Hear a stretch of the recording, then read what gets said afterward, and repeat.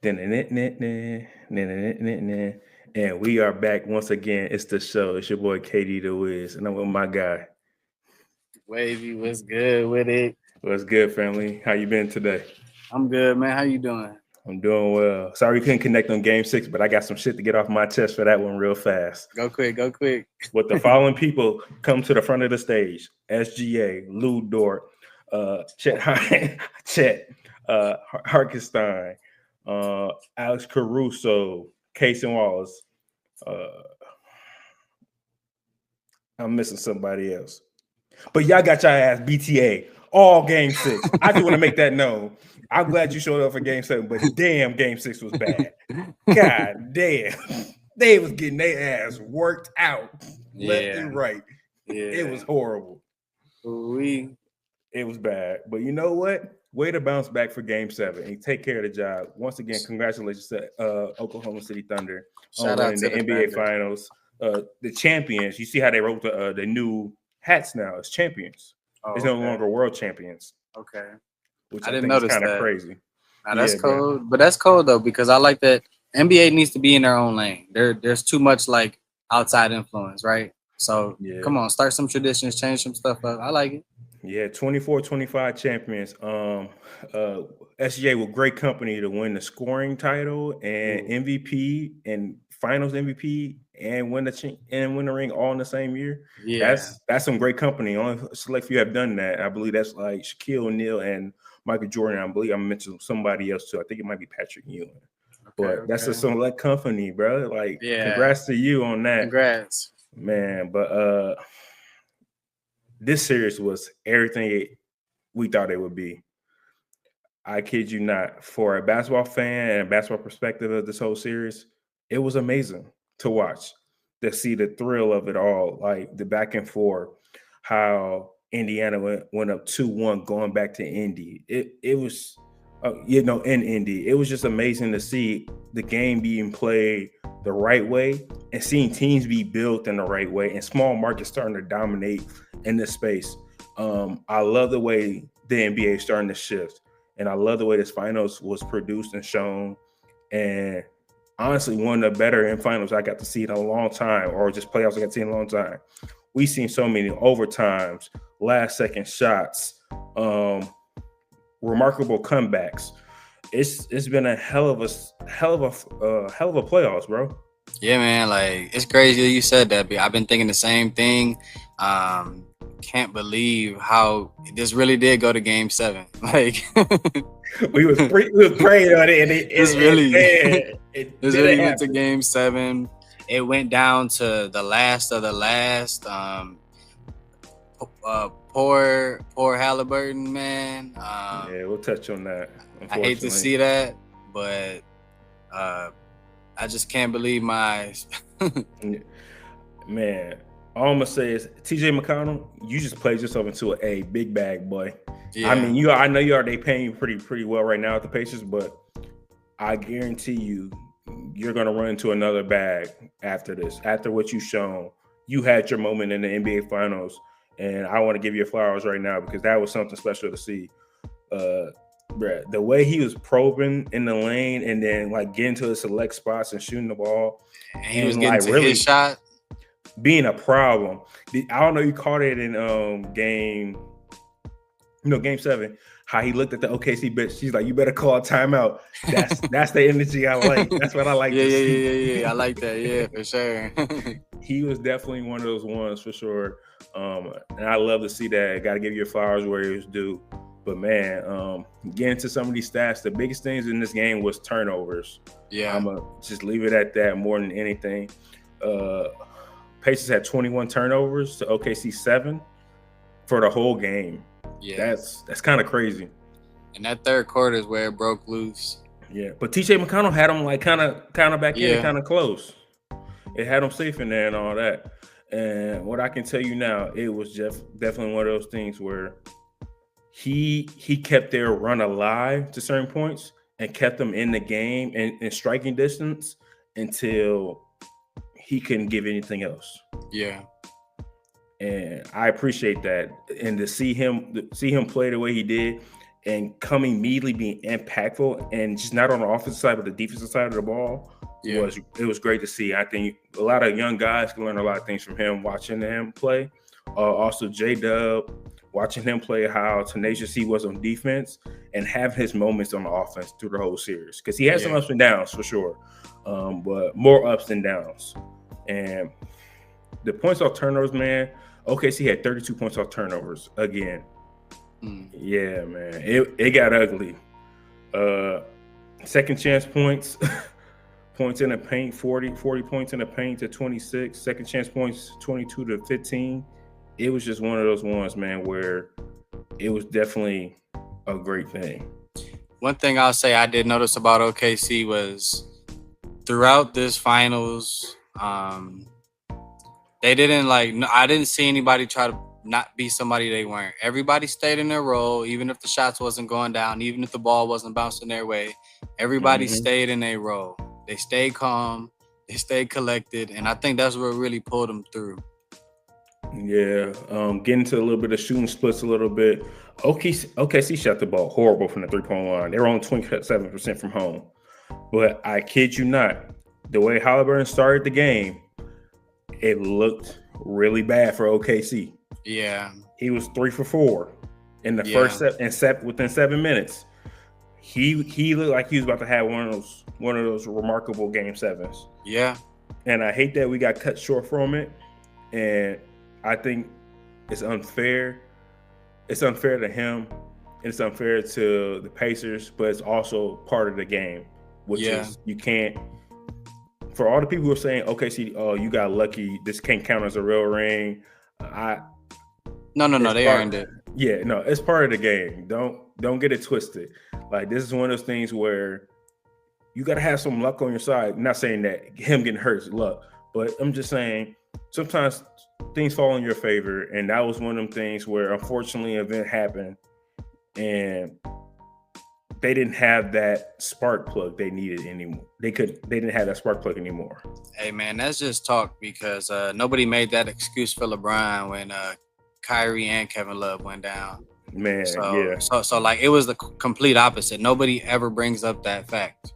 Yeah. And I know I didn't hear that, but it's just funny to hear that. Oh, about the Thunder. Now the Thunder definitely earned it. They earned it throughout the regular season, and they earned it throughout the playoffs. Yes, they did. Yeah, they definitely did. It was one of those things where I was more shocked to hear it a little bit, just because it's all, you always gonna hear some naysayers saying like, oh, they didn't really win it all because of injuries happening. But that's part of every playoffs. That happens in every playoffs. Somebody ends getting hurt. Somebody, like, things don't fold their way. Calls don't get called their way. That's the nature of basketball. And luck is needed to win a championship. A little bit of luck is involved. It is. It definitely is. Sure. In the health department. Yeah. Man. And that's one of them things where you just got to chalk it up to the game. Like, I guarantee you, if you told Halliburton, hey, you're going to rupture your Achilles in this game here in Game 7. Be out almost a whole year. And be out a whole year. Do you still want to play? I guarantee you. He would have said no. 100%. I think he would, no matter what. He would have played? Yes. How many opportunities do you get to play in the NBA Finals for a Game 7? How many opportunities do you get to go to the NBA Finals? I hear you, but at the same time, like, we done seen some guys get injuries and they're not the same after. Yeah, I'm not too much worried about him. I don't want to see that. Yeah, I think he's going to be fine for the most part. But we've been blessed to see somebody like LeBron make it to 10 straight finals. Right. And if you look from everything after him in the East, it's been a different person coming out the East every year. Mm-hmm. Never a back-to-back person. Like, even in the West, it's different. Yeah. To think about that and put it in perspective and have that thought in your mind, like, there's a chance I may never ever get back to this position ever again. So you know what? I'll take the chance. I'm taking that chance. That's interesting. I didn't look at it like that. Yeah. Like, personally, I'm taking that chance just because there's not too many times you get to play in a Game 7, period, in the NBA, in the playoffs. And there's not too many times you're going to make it back to the NBA Finals. how many champs have we been crowned in the last 5 years? Nobody's been back to back within the last 5 years. It's been a new champion every year. And the previous champions don't even get close to making it back. Look at Boston, how they fell apart against the Knicks. And we don't know when they coming back. Man, they might not come back. That team may not be back. And who's previous champions before them? Was it the Warriors? No, it was Denver. Denver? I believe Denver. And look how they fell apart. Yeah. Like, there's no guarantee. And even with this Thunder team, I mean, it's gonna be hard, man, because there's gonna be a lot of teams that see these bench guys like playing these big roles, and they're gonna get a bag. And I know we talked about draft picks and all that. Like, maybe they'll be able to draft some new young talent, but it's gonna be difficult. It's no guarantee, is what I'm trying to say. So it's gonna be interesting to see what happens with all these teams. Even Indiana, I mean, they got to do something different. Man, for sure. They got a lot of things to move around in their off season. You just dealing with Miles Turner and that whole problem. That's gonna be a headache by itself. Because if I'm Miles Turner, no matter how this finals turned out, we made it to the finals because of me too. And I got to see some type of money come out of this for myself. Yeah. Certain guys like him, I think Obi Toppin's coming up for a deal pretty soon. I believe Benedict Mathurin's still playing on this rookie deal too. So there's a lot of guys that still got to get paid, and that ain't been paid by them yet, which is going to be hard to do. But I did want to get into a little bit of Indiana stats, man. I thought they shot themselves in the foot in the third quarter, and you kind of missed. Pascal Siakam should never sat that long near Miles Turner. You go on a 7-man road, go on same. They should be playing 48 minutes, 40 plus minutes. What else you got to wait for? Unless they dog tired, You got a whole off season. Play the whole game. Especially you're only going 7-man rotation anyway. Yeah. Play the whole game, because at this point, what do you have to lose? Because in the first half, when after Halliburton went down, they clicked on a switch where they knew, like, hey, Pascal Siakam they were funneling everything through him, and Benedict Mathurin did little portions in there, here and there, but everything goes to Pascal Siakam, and they were just like rolling. And I feel like when he touches the ball, like, it gives the offense flow when Halliburton's not out there. Yeah, and they were they started to steamroll them for a moment, and I was leading at the end of halftime, 45-44. And that's what had me concerned on the point of where I'm like, hey, they might win this game right off will. Yeah. Like, they might just try to win it for him off will. And just like bump all the extras and all that stuff. It don't matter about the stats anymore. It's about who wants some more right now. And right then in that moment, going into halftime, there's no doubt in my mind Indiana wanted it more. Yeah. It's just when they came out of that third quarter, it looked really something happened. When Pascal I think that adrenaline went down. I believe that too. After that break, yeah. I believe that too. And I also believe where people were sitting down shouldn't have been sitting so long. I think that's a little bit on the coaching part too as well. And you can't, like, nobody can plan for injuries. Yeah. So that's the part I think that kind of hurt Rick Carlisle a little bit, just because there's a guarantee he's playing. Oh, I got to Hallie the whole game. Like, he's gonna do what he does best. And to see him start off like that too, you probably think like, oh, now I can really like throw some wrenches out there to them, and we can really kind of keep this game high speed. Yeah. But when you lose your key component for the whole thing, it makes it difficult, man. And I think that's where he was trying to spare Pascal Siakam and Miles Turner some minutes. It's like, hey, we're gonna need you down the stretch, so I got to get you some breaks here. But at that point, you just got to play them the whole game.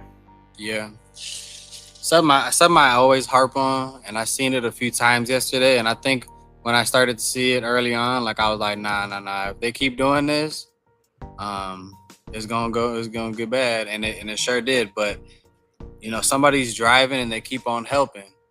and then leaving somebody out there on the 3-point line, and it just kept happening to beat Alex Caruso early on, and Wallace, and they just kept on making them. Yeah. And like I said, like, why are we giving up? When was it ever better to give up a 3 than a 2? Yeah. At this point, 3s are kind of almost becoming layups. At this point, how easy the way the game is played, yeah. If you're open, definitely right. If you're slightly open, like that's like an 80% make now, you know. And so, NBA next season, NBA, let's stop doing that, man. I've seen so many guys go up. I mean, now guys are gonna have to really be good at finishing with floaters and stuff like that. If you do that, you know, or they're gonna have to play through the contact. So, yeah, big mistake by Indy.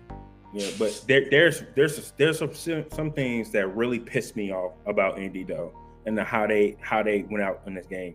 Miles Turner only has 6 points. That should never happen. He could have showed up more the whole series. He should have been demanding the ball. But yeah, I agree. He should have been more surfing the series. We called it at the beginning of the series. We said that Miles Turner and Siakam have to put the pressure on Chet and Hartenstein. Yeah, they have to make them not be able to be so aggressive on defense for when the guards is going in. And they did not take advantage of that at all. We didn't see not one game where those two guys was in foul trouble. And another person, Aaron Nesmith. Oh, he was picking up a lot of fouls. You fouled out of, what is it, 4 out of the 7 games? Oh man, I didn't know that. 4 or 3. He's fouled out multiple games in the NBA Finals. He was picking up early fouls in the game. Some stupid fouls, like. And I'm just like you can't do that, man. Like, play aggressive, but don't get too hungry. You can't get too greedy, and just make it tough on them. And he only had 3 points that whole game 7. Wow. Yeah, it's gonna be some movement. You know, I feel like at least 2 of these people gotta go because they didn't produce when they needed them. And Obi Toppin was horrendous. I kid you not. He had 0. And these are problems where when you have multiple guys like who get in double figures, I believe they have almost 6 guys every other game, somewhat close to double figures or in double figures for them on a nightly basis, which is, you don't normally see nothing like that. Yeah. So that's a problem when, granted, it is a key component. I'm not knocking that at all. However, it's a true key component of this whole offense that makes everything run. But you still got 4 or 5 other guys who can get double figures that should keep you in the game close enough. Yeah. So there's no excuse on that end. Yeah, it's now that you're saying this, it's going to be interesting to see if they can upgrade a little bit, get like a little bit more efficient players, because they play so fast. If you could get some real knockdown shooters or some real, some guys that can really take it off the dribble, it's going to really help. Because, that's going to be interesting to see how this goes this offseason. And I don't think they're going to shoot for any like true vets. I think they're going to look for people in the draft. I think this draft class has a lot of good guys and a lot of like hidden gems that can really stir some things up and come in and have immediately impact. And with the way they played this year, they're going to be on the tail end of the first round anyway. Yeah. So they may find a hidden gem. Just never know. It's just about who's up in that in the GMVP office. And speaking of GMs and VP, the Oklahoma City Thunder's GMVP, you are a genius, my guy. Who is that? I don't want to mess up his name. Okay. And I want to say, it's like, see, I don't want to take a chance messing up the name. If you look it up real fast and you tell me, but you are a genius for what I'm saying. You took the chance and took that vision and you seen and you brought it to light, and that's very hard to do. Especially you talking about Sam Presti? Yes. Hey, you did your thing. You did the big one for real.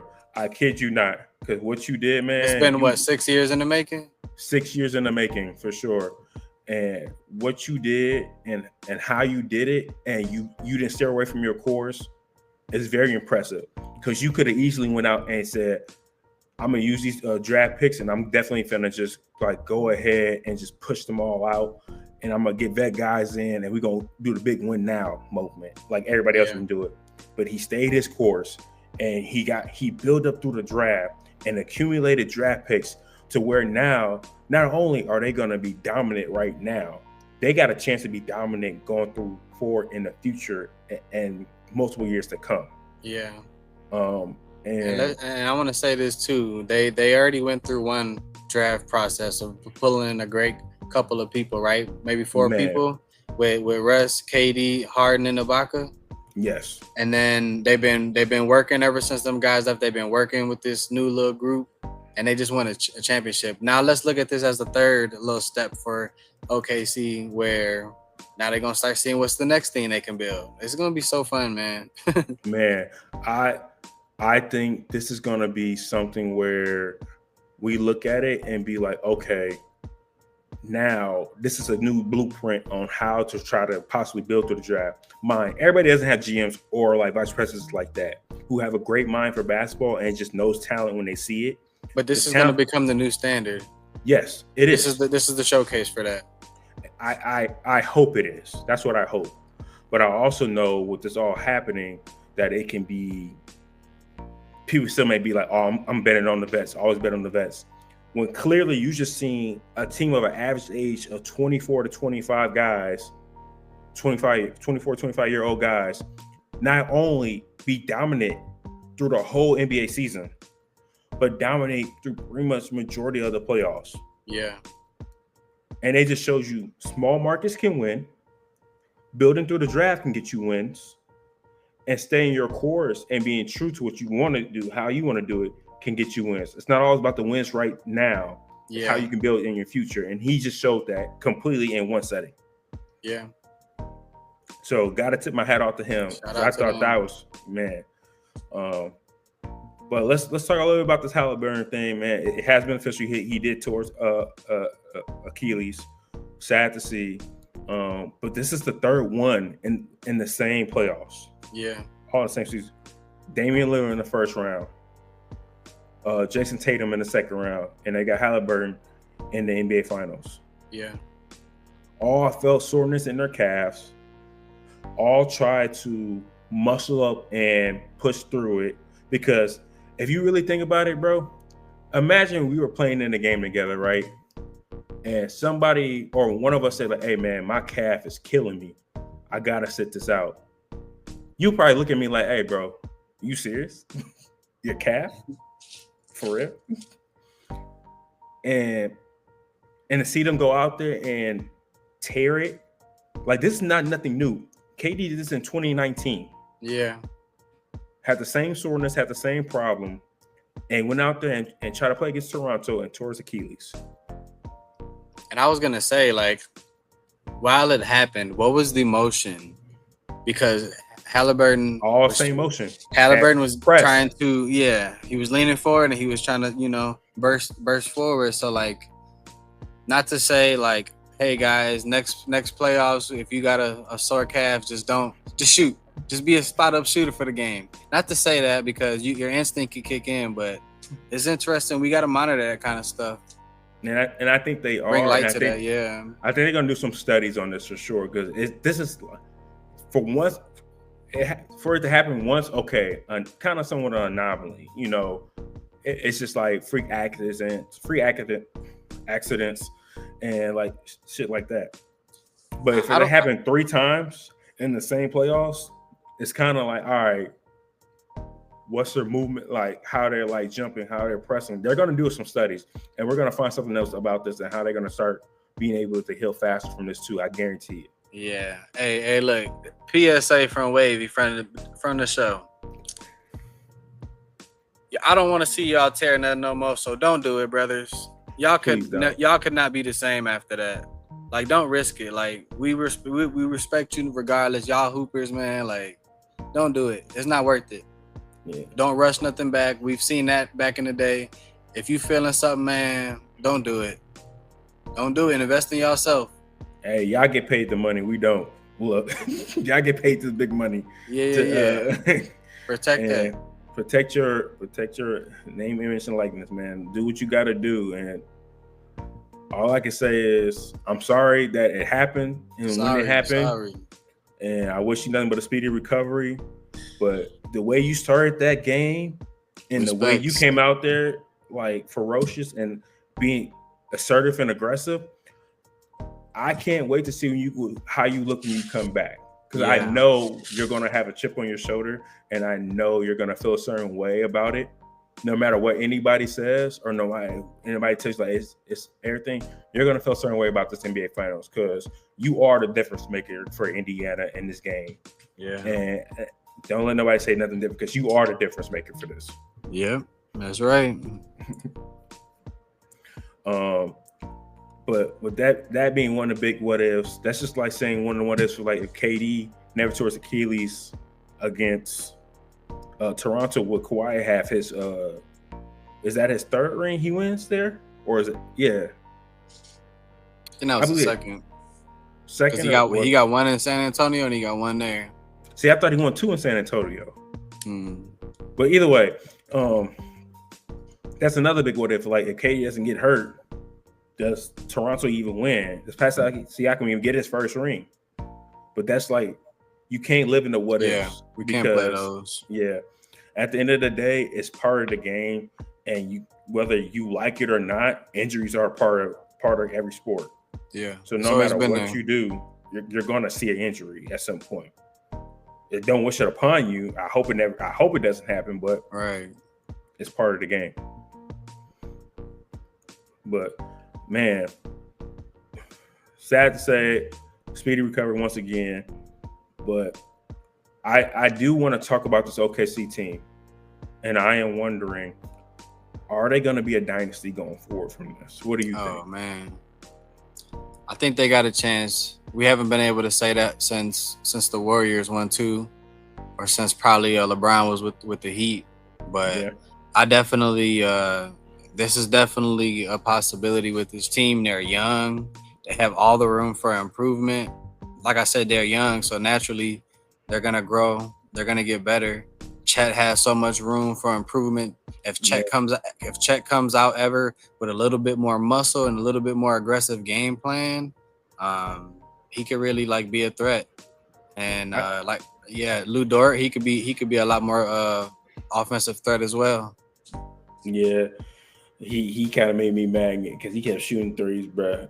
He made him yesterday. He made it when it counts. So you know what? I'm gonna let that slide. But I guess my question for you: how do you define a dynasty in the NBA? How would you define it? That's too much for me, bro. I can't do that. I ask you, hey, KD. So you tell me this, bro. How would you describe a dynasty in the NBA? I would say it is, for one, winning more than one championship. And I don't think it has to be back to back. I think it's within a 2 to 3 year span. If you win like one now and you fall short and you come back and win again, I still consider hey, you won two out of the last 3 years. You're on to something pretty good. And I think it comes down from building down from the GMs, VPs, from great coaching staffs, and having a key mark player, which Oklahoma City has right now in SGA. SGA could get a little bit better too. He could be a little bit more efficient. Like they have a lot of room for improvement. They're young. Yeah, they're very young. It's just about, can they pay everybody? Can they keep everybody happy? That's the big problem right now. And I think this group is going to be willing to sacrifice for each other, though. They understand what's at stake. And I don't think any of these guys have too big of an ego like that. See, we say that now, but we seen this kind of thing before. We ain't seen a team this together though. I haven't seen that. I don't know. That Cavs team, that last Cavs team, they were pretty together, and then Kyrie Irving wanted to go off. But that's a different story. There's no situation like this. True, that is. There's no situation. Jay Will is very like chill with all of it. Yeah, but this is the thing though. Like, eventually, they're going to have to pay these guys. and they can't afford to pay most of these guys like max money. Yeah. Okay, let's think about it this way. If SGA is a first team, he's gonna get max. He's already won MVP. He's gonna get max money regardless. He's gonna see like 350, like that, something around that range. If J-Dub becomes another first team, if he becomes first team, he's gonna start seeing some max money too. And then if Chet becomes a first team, some possible way, or second team, or all NBA team, he's gonna see some money. Or if he wins a defensive player or a defensive like team, he can see some really good money. Luke Dort just came off a defensive team. He's gonna see some, like, these are things that's gonna add up and probably bonus or incentives in their contracts. That's gonna play down the road a little bit later. So that's why I'm kind of concerned for them. And I wonder right now, too, sounds good. How long has Alex Caruso been there? His contract is probably going to be up, so he's a guy who's going to get paid. Oh, I think they keep Caruso. Out of everybody right now, I think they keep Caruso because that's your true glue piece. That, like, he's their linchpin right now that holds them all together. Oh, okay. He's there for a minute. Yeah. He just agreed to an extension, so he's there for another 3 to 4 years. Yeah. Wow. What's his deal for 3 to 4? It's 81 mil extension. Oh, that's a team friendly deal too. Yeah. That's pretty team friendly. So they can, like, even if Caruso starts having some downside, they can that's a team friendly deal where they can kind of offload that too. Yeah. So that's what I mean, like, giving him his credit, man. He's finding guys, finding gems that a lot of people are like struggling to see. Yeah, Chet is under contract for one more year for next year, and then he's a free agent after that. Jay Will, he's under contract next season. He's on a rookie deal. It looks like $6 million. Yeah. Chet looks like, he's on 13. That might be a rookie deal. So yeah, both of those guys are gonna have to get paid. So what we say next year they'll be able to keep him, but after that, it's like, all right, somebody's gonna throw. I guarantee you, one of these teams is gonna throw a bag at one of them. That's gonna overhype their head. It might be rightfully so. I could be speaking like out of turn, but somebody's gonna throw a pretty hefty bag. Hey, look, they got 11 players that is going to command money. At least 11 players right now that's going to command big money. They're only going to be able to pay like 5 of them. So about 5 of these guys are going to be gone after next season. And I wonder, like, do they try to trade one of these 2 guys, next season if it's not working, to try to, bring in a different piece for the future? So interesting season ahead. Man, like, and that's kind of concerning for the whole dynasty thing. And what's been happening in the offseason already, it's kind of been a whirlwind. We don't never hear anything about trades being happening, especially during the NBA Finals. They always push that to after. But for that story to be leaked out and be pushed out right then and there, if you're not following what I'm saying right now, everybody, I am talking about the Kevin Durant trade being traded to Houston for Jalen Green and Dillon Brooks, and I believe, is it 2 second-round picks or something like that? Yeah, either way. Wasn't the number 10 pick or something like that? Yeah, and number 10 pick, which is kind of crazy. I think it's a great trade. It's a great trade for Houston, but there's still some pieces away.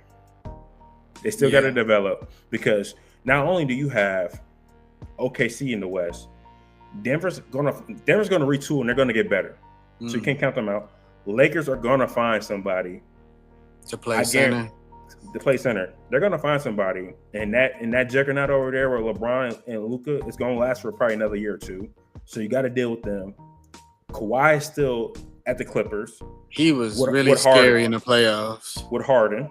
So, like, they're gonna find a way, And Anthony Edwards and them are only gonna get better in Minnesota Timberwolves. They will be better. Houston, you got some work to do. Yeah, I don't think it's going to be an easy ride. And then, speaking of how I'm leaving out the alien, the 7+ footer, the boy down in San Antonio, right up the street from them. And who did they just get? De'Aaron Fox, bro. But Cooper Flag. No, my bad. That's the Oh, Mavericks. But even Mavericks, I'm forgetting about them. Like, and aside of LeBron, Kyrie and AD are probably my two favorite players. You know, so that's gonna be special to see. They got Klay Thompson over there. They got 3 big centers. They about to get Cooper Flag. Guys are gonna want to play there, so they might be able to get something. I totally blanked on them. I was talking about Wemby and De'Aaron Fox because they got something brewing. A castle up there. Like the West is going to be wild. The Spurs are nice, and this is kind of upsetting because I know they're waiting on that one last domino to fall, and I'm telling you, people right now, when it falls, he's going to shake everything up. Who is that? Giannis Antetokounmpo. Wherever he decides to go, it's gonna be a big change. Or you think he's gone? You think he's 100% out of there? I think he is. I honestly do. I think he's served Milwaukee to a point to where he's done his due diligence with them, and now it's time to move. It's time to move forward. Yeah, you won your ring there. You did something that's never been done there before, and you have shown so much love for the city, and you have tried your best in multiple runs and multiple stints in playoffs with different people. It's just not working there. I think it'd be a breath of fresh air for him. Yes, I do.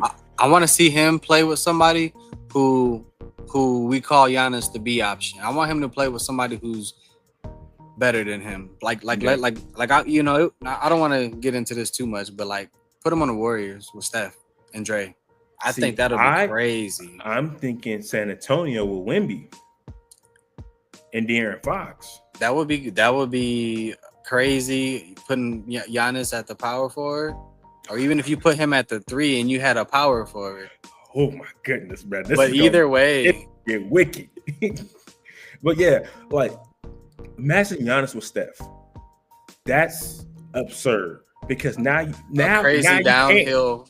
You can't help. And what if they keep Jimmy? Hey, you might as well lock them as a top 4.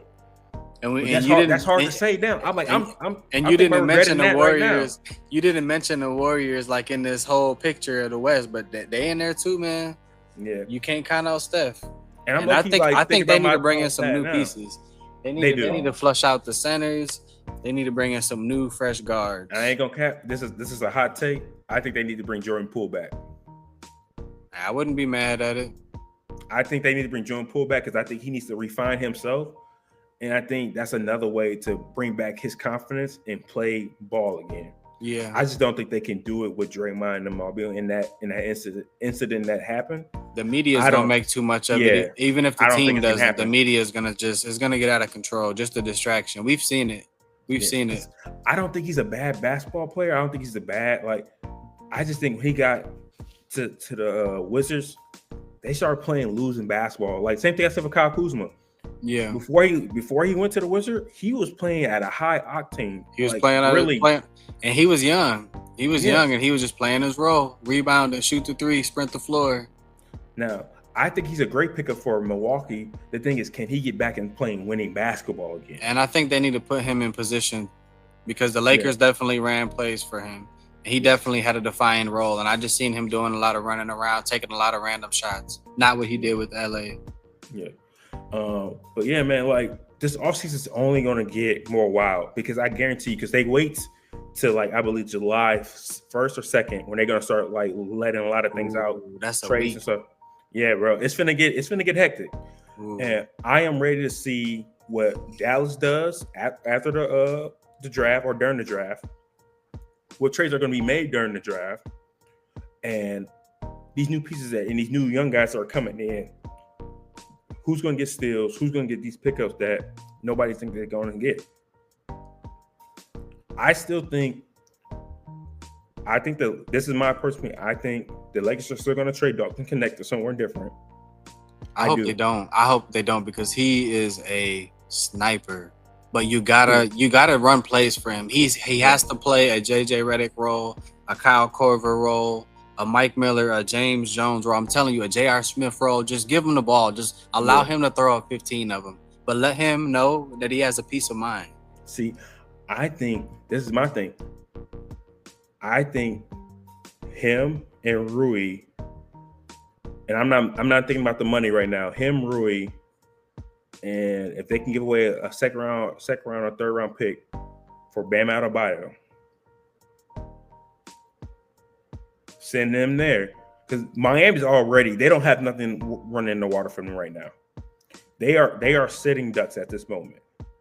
Until we see something like happen, or I don't think anybody's gonna go there.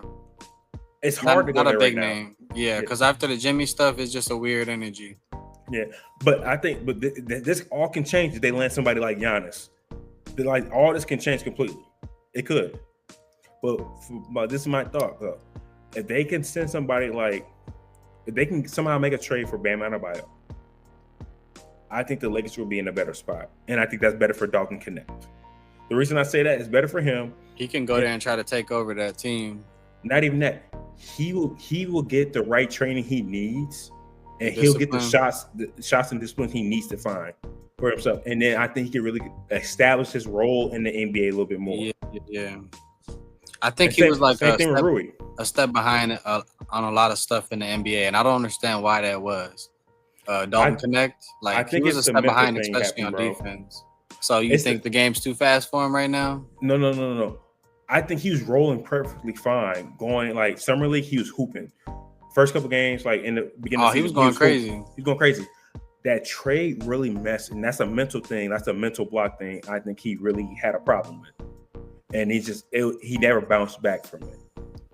So that's why I think he needs to have a different perspective, or different, like a breath of fresh air from somewhere different. I seen he said, Brian said he could play another 5 or 10 years. So he said that he would love to be there playing with Brian for another 5 to 10 years. I don't know if he was being sincere or not, or he was just kind of, poking fun at the situation. But if he was sincere, I feel like hopefully he still wants to be there. And I just, like I said, I'm rooting for Dalton. He got game. Yeah, I'm rooting for him. Like, man, when they got him, I was so happy. I'm rooting for him. He's got what it takes. He just got to lock in. He got it. Yeah, but look, you were talking about Bam. I don't want to see that necessarily, but at the same time, Bam has Team USA experience. Bam has been kind of the cornerstone of the Heat for the last, he's been there for how many years? He's been there a while. Did he play with D Wade? A little bit, yeah. He's been there a minute. So like, he already knows what it takes. He has the professionalism. So yeah. I wouldn't mind it.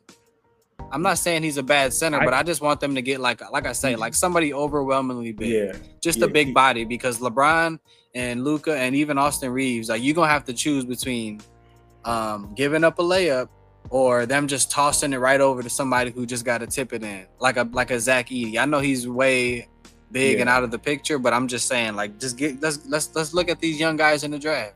There's a lot of trade things that could be possibly happening. There's a lot of rumors possibly happening. And that's just my idea. I think Bam Adebayo will be a great fit because he's a stretch big. He's an undersized. Great. He is an undersized big, but he can guard 1 through 5 easily. Yeah. No, and he's really good, man. No, I like that. But one of the I follow a lot of rumor reports. And, me too. And one of the rumor reports I've seen for the Lakers possibly is trading for John Collins and Walker Kessler from the Utah. I don't want Walker Kessler. He's too slow.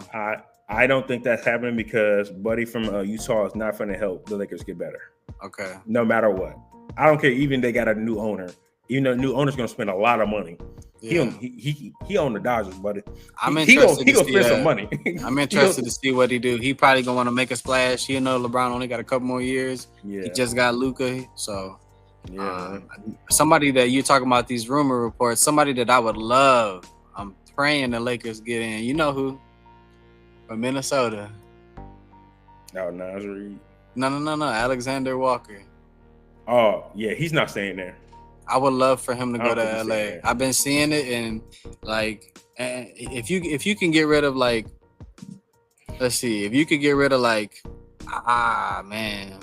If you could get rid of like Jared Vanderbilt, Maxi Kleber, and Gabe, sending Jared back to Minnesota is diabolical. No. That's diabolical. No. I'm just saying who I would like the Lakers to have, and those are just some players that I think that they need to move on from. Facts. That's all. But man, we just gonna have to wait and see because I believe the draft happens later this week or Monday. But yeah, man. Hey, it's always been good chopping it up. Chopping it up, yes, sir. But hey, thanks for tuning in for the show. It's your boy KE the Wiz, and I'm with my co-host right over here, Wavy. Wavy, what's good, man? Game 7 recap. OKC wins the game. Props to them. Shout out to them. Can't wait to see what happens this offseason. But also, be ready to watch the show because we got a lot of hot topics coming for y'all. Yes, so sir. You got to tune in and see and check us out. Make sure you hit that subscribe. See ya.